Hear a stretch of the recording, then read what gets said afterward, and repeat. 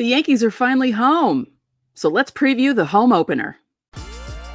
You are Locked On Yankees, your daily New York Yankees podcast. Part of the Locked On Podcast Network. Your team every day. Welcome to Locked On Yankees, which is part of the Locked On Podcast Network, your team every day. Thank you for making us your first listen every day. I'm Stacey Gotsoulias. From brakes to exhaust kits and beyond, eBay Motors has over 122 million parts to keep your ride or die alive. With all the parts you need at the prices you want, it's easy to bring home that big win. Keep your ride or die alive at ebaymotors.com. Eligible items only, exclusions apply. eBay Guaranteed Fit is only available to U.S. customers.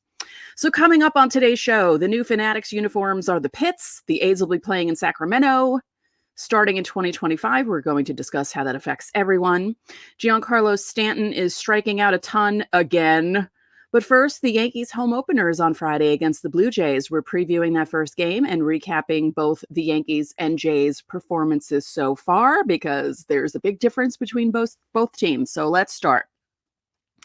Home opener, Friday afternoon, 1:05. As far as I know, the gates open at 11, so if you want to get there early, I suggest doing that if you want to walk around and look at all the new food items and all that good stuff. And it's always nice being at opening day. I had season tickets for 15 years and had opening day as part of my package for the first 10 or 11 years. And it was always a fun time. Took off a lot of days from work for opening day. And I always put them in right away. My bosses knew that if I didn't go to opening day, I'd be very crabby. So they would let me take the day off. So the home opener is Marcus Stroman against Yusei Kikuchi.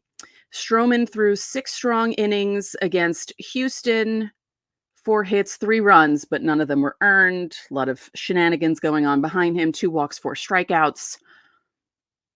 Kikuchi, and that was against Houston. Kikuchi, his first outing was against Tampa, 4 1/3 innings, gave up 3 runs on 6 hits with 3 walks and 4 strikeouts. He gave up a home run to Randy Arozarena. Stroman said about the home opener, I've always been someone who has performed in big moments. I've always been someone who has wanted the ball. I think a lot of individuals don't want the ball. I think a lot of individuals don't want to be in the spotlight and want to avoid it. I've never been that. You want to be in pressure-filled moments. You want to compete at the highest level and have that pressure because that's why I work as hard as I do in the off season. Pretty cool. I feel like Garrett Cole also feels the same way. He likes being in big pressure situations. I guess my bold prediction for opening day or the home opener is that Stroman will do really well. I don't think that's that bold of a prediction, but I think he'll step it up for the occasion. He's excited about this, and I think it's going to be fun. Oh, by the way, I got a good look at the t-shirt that he was wearing yesterday in Arizona, and it was actually from 2004, which why that year? Marcus, don't you know we all have PTSD from that year? Like, we don't want to see that year. It's bad enough that this is the 20th anniversary. So when that time of year comes around, we will not hear the end of it. Especially if the Yankees make the playoffs, forget it. Oh, remember 20 years ago when the Yankees were up 3? It's just... Yeah, don't do that again, Marcus. So how have both teams done so far? I briefly mentioned it, but the Yankees are 6-1 in their first 7. The Blue Jays are 3-4 in their first 7.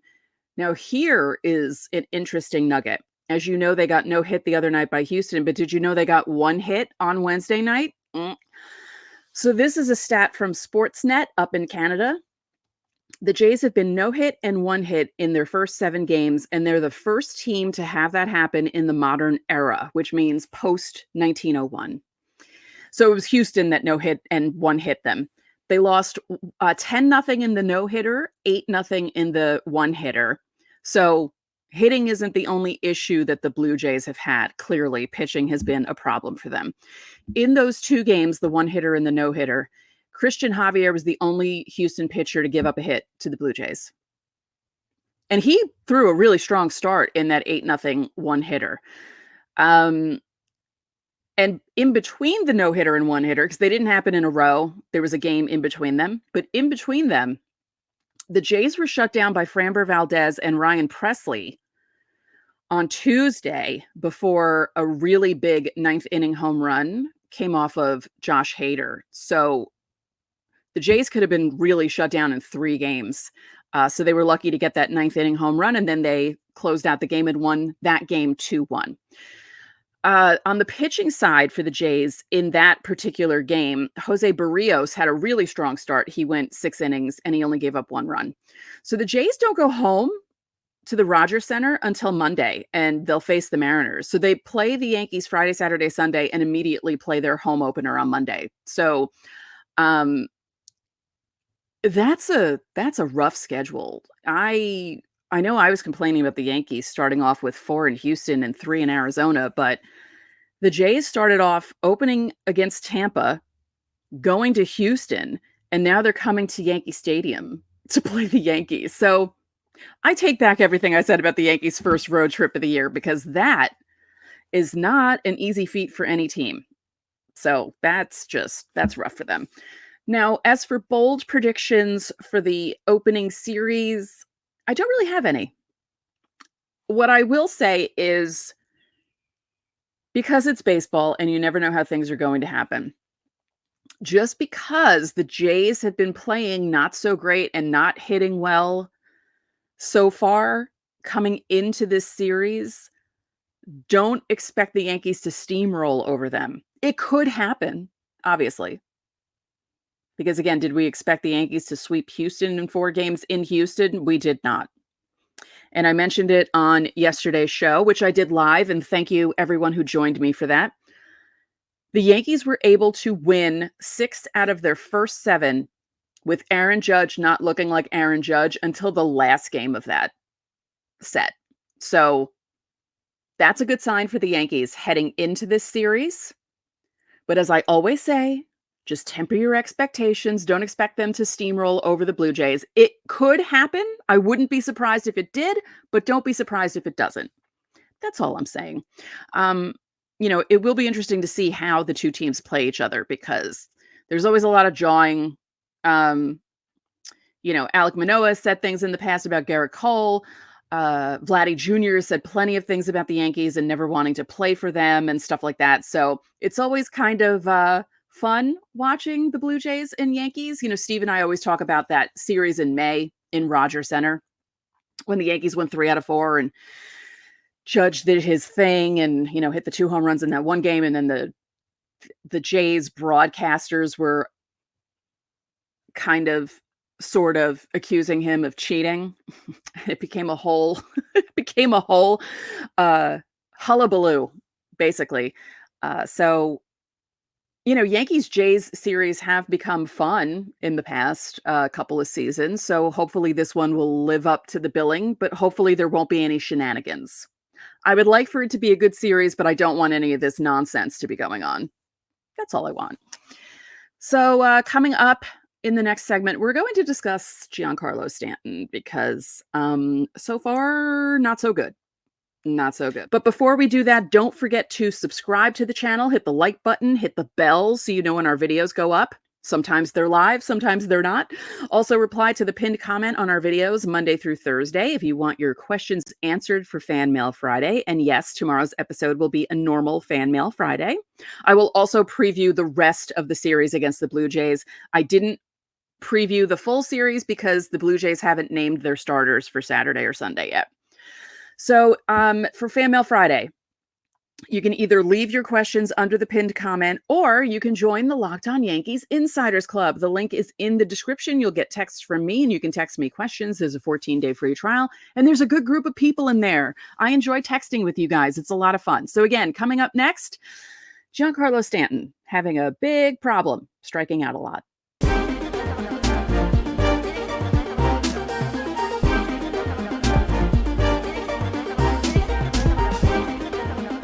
Passion, drive, and patience. The formula for winning championships is also what keeps your ride or die alive. eBay Motors has everything you need to maintain your vehicle and level it up to peak performance. Superchargers, roof racks, exhaust kits, LED headlights, and more. Whether you're into speed, power, or style, eBay Motors has you covered. With over 122 million parts for your ride or die, you'll always find exactly what you're looking for. And with eBay Guaranteed Fit, your part is guaranteed to fit your ride every time or your money back. Because with eBay Motors, you're burning rubber, not cash.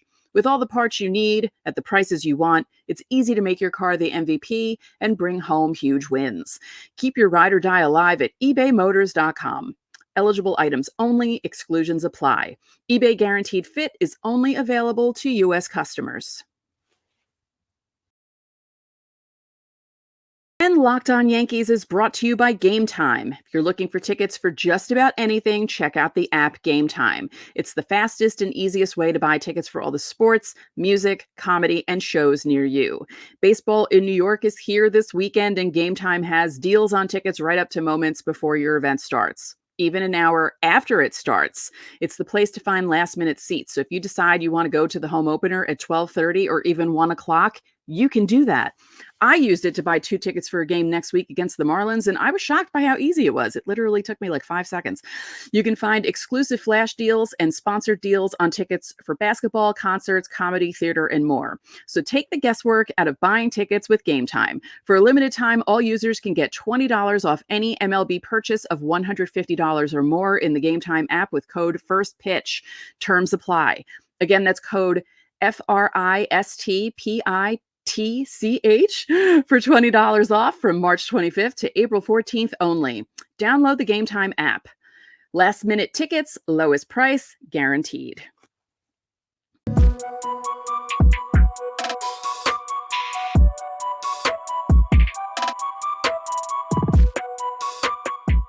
Welcome back to Locked On Yankees. Are you watching Fox Sports or ESPN all day? Do you have to turn down the volume with all that shouting? Make the switch to Locked On Sports today, a free 24/7 sports streaming channel programmed for you every day to bring you the biggest stories without all the screaming.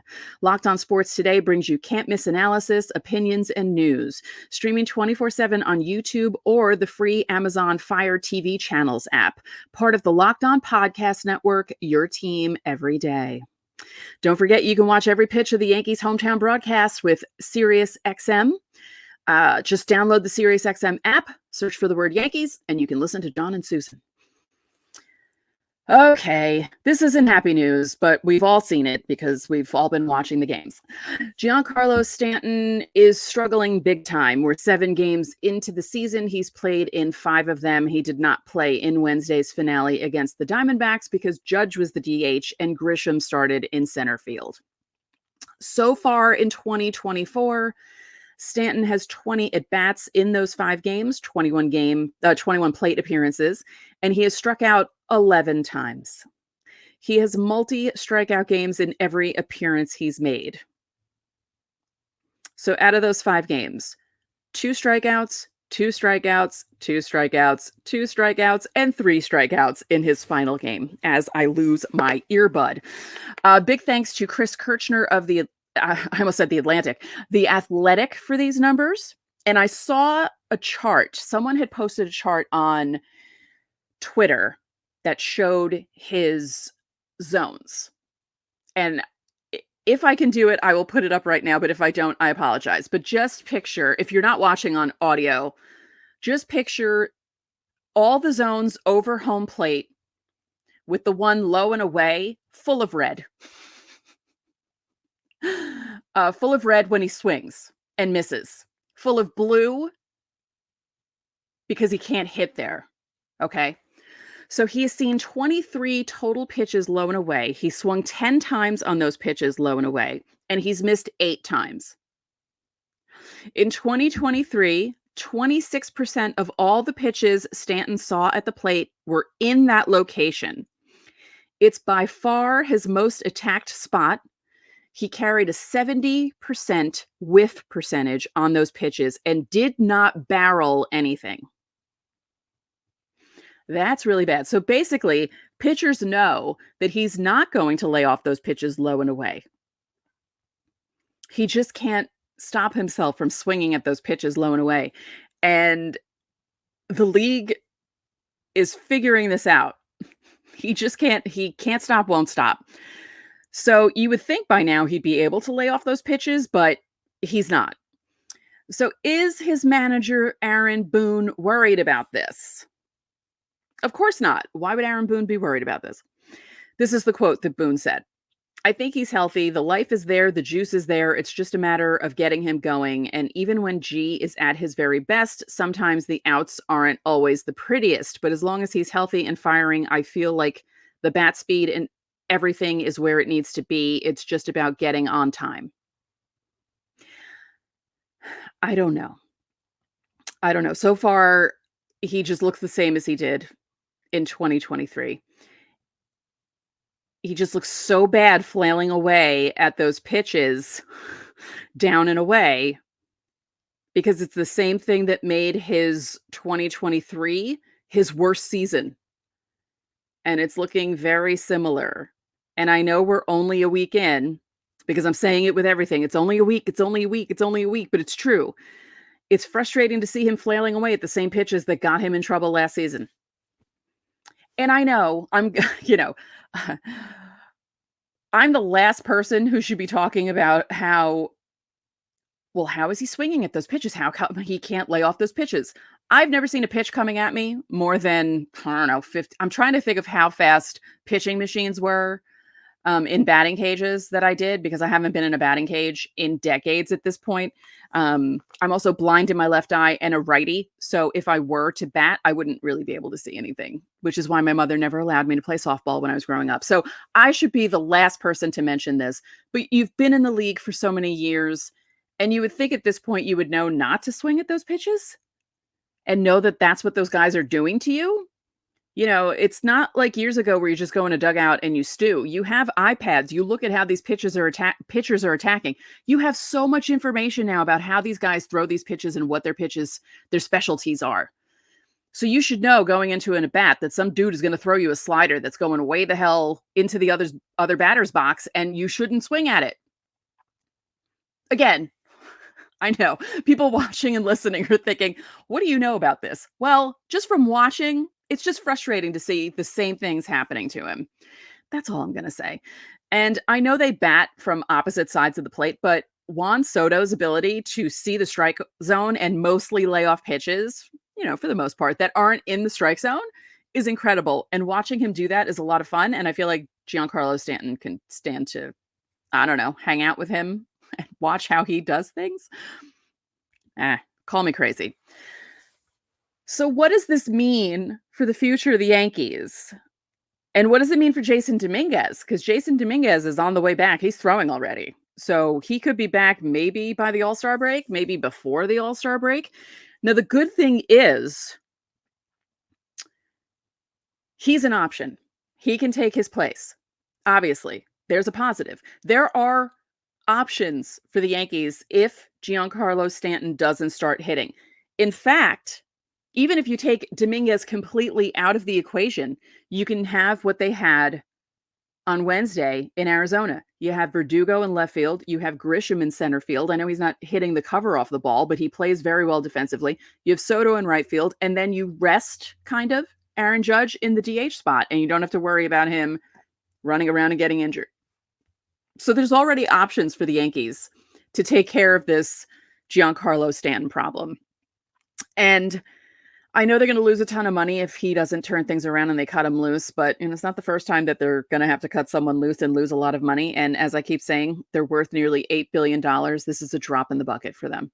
It really is. It's a lot of money to us, but it's a drop in the bucket for them.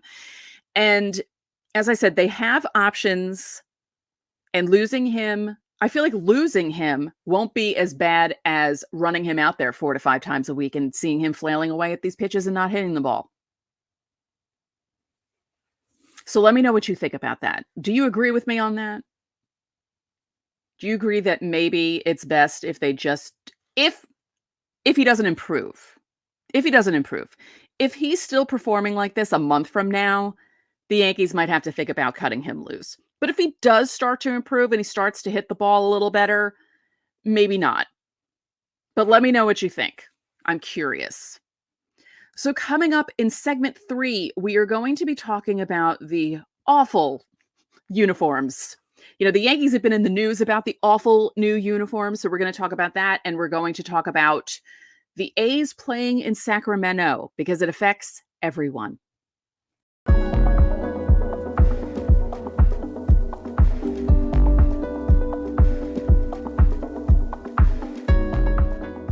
Prize Picks is America's #1 fantasy sports app with more than 3 million members. I'm one of them.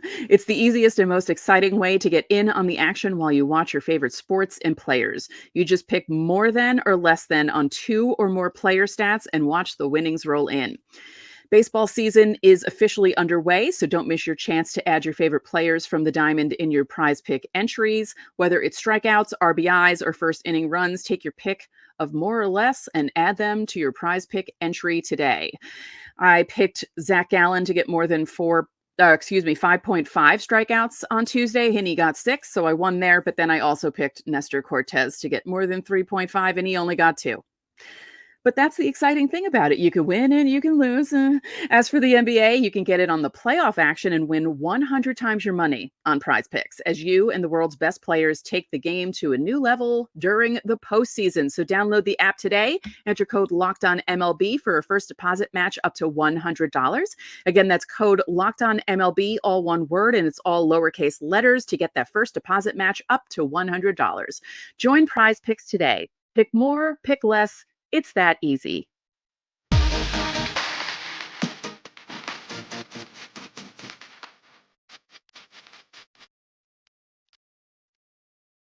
Locked On has launched the first ever national sports 24/7 streaming channel on YouTube, and now it's also available on Amazon Fire TV in the free Fire TV Channels app.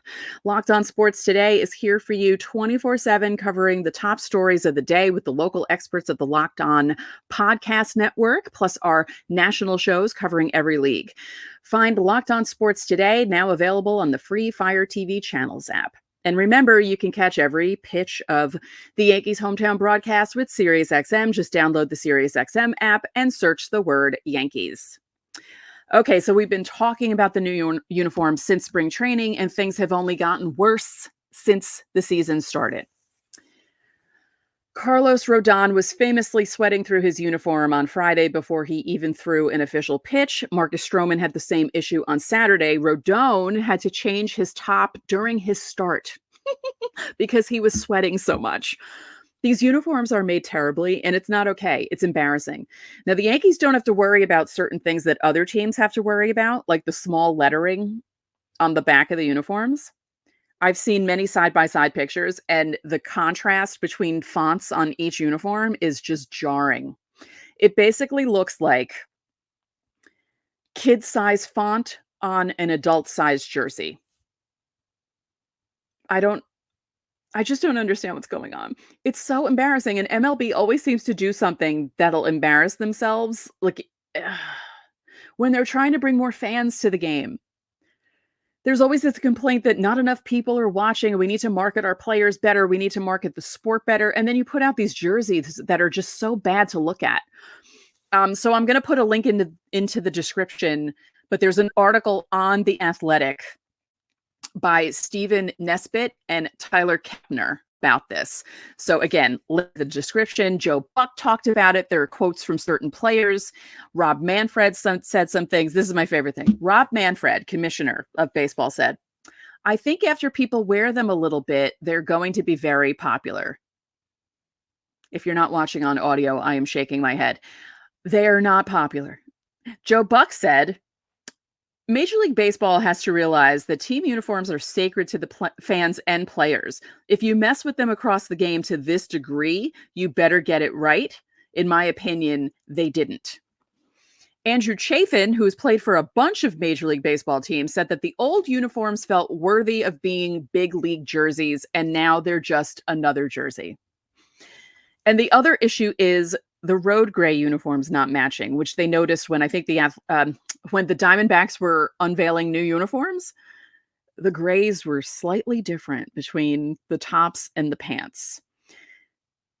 So obviously Nike fanatics and MLB are saying everything's fine. Everything's fine, which makes me laugh so hard because you know what this reminds me of? This reminds me of the scene from the first Naked Gun movie where the guy trying to kill Frank Drebin crashes into the fireworks store and everything starts exploding and he's yelling at the crowd saying, "All right, nothing to see here. Please disperse," and everything's blowing up behind him. That's basically what Nike fanatics and MLB are doing right now. They're basically acting like, "Oh yeah, it's perfectly fine. This is perfectly fine. Nothing's wrong. Don't pay attention to the man behind the curtain. Don't pay attention to the fact that our uniforms look absolutely horrible. It's fine. Perfectly fine." And speaking of more embarrassing things involving baseball, the A's announced that they're going to be playing in Sacramento starting in 2025. So Sutter Health Park will be a major league park for 3 seasons, 25, 26, and 27. This is what John Fisher, the owner of the A's, said in a statement. "We explored several locations for a temporary home, including the Oakland Coliseum. Even with the long-standing relationship and good intentions on all sides in the negotiations with Oakland, the conditions to achieve an agreement seemed out of reach. We understand the disappointment this news brings to our fans as the season marks our final one in Oakland. Throughout this season, we will honor and celebrate our time in Oakland and will share additional details soon." Okay. This is from CBS Sports. Sutter Health Park opened in 2000, seats around 14,000, including outfield lawn seats, so open lawn seating in the outfield. That's significantly less than the MLB average, including the Coliseum, which holds 63,000. Not that they've seen that many in recent years. The A's are averaging fewer than 6,500 people in the stands through 6 home games this season. And that's a result of a years-long neglect by ownership and management to field a worthy product and to find a way to keep the once proud franchise in Oakland. That's from CBS Sports. So it's depressing to see what's happening in Oakland. It's depressing that those fans are just being, I can't say the word. They're being,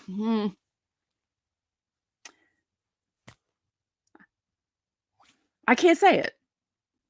They're having stuff heaped upon them. Does that make sense? I don't want to say it because it's not nice, but this move isn't going to only affect the A's. It's going to affect every team that plays there because opposing teams have to play in a place that's not fit for Major League Baseball. No offense. And I know the Blue Jays had to do it because they had to play in Buffalo when COVID was happening and all that weird stuff was going on. But this is going to be 3 full seasons of the A's playing in a minor league park. A minor league park that only has 1 shared batting cage. There's no bathrooms or shade in the bullpens, and there's no places for the family's players to hang out, which is a norm in basically every Major League Baseball stadium. So this just seems bad all around. I feel sad for the fans in Oakland because they're a good group of people, and they just had it enough with the ownership, and the ownership just really did wrong by them. It's not cool. Yeah, I feel bad for them. I feel bad for my Oakland friends. I have a bunch of people that I know from Oakland who are just very upset about this. And it's really just a bad situation. This is actually worse than what happened in Montreal. Honestly, this is just bad all around. So it will affect the Yankees when they have to play out there. It'll affect every other team when they have to play out there. So this is just a mess. The uniforms and the A's move are just 2 messes by MLB, and we're a week into the season. Great. Okay, so one more time before we end everything, do not forget to join the Locked On Yankees Insiders Club. There's a link in the description below. There's a 14-day free trial. You get texts from me. You can text me questions. And speaking of that, leave your questions under the pinned comment below. And I will answer them for Fan Mail Friday. Tomorrow will be a usual Fan Mail Friday with a preview of the remaining 2 games against the Blue Jays. And one last time, remember you can catch every pitch of the Yankees hometown broadcast with Sirius XM. Just download the Sirius XM app and search for the word Yankees. So thank you for joining me for this edition of Locked On Yankees. I'm Stacey Gotsoulias. Thank you for watching and listening, and I will see you tomorrow.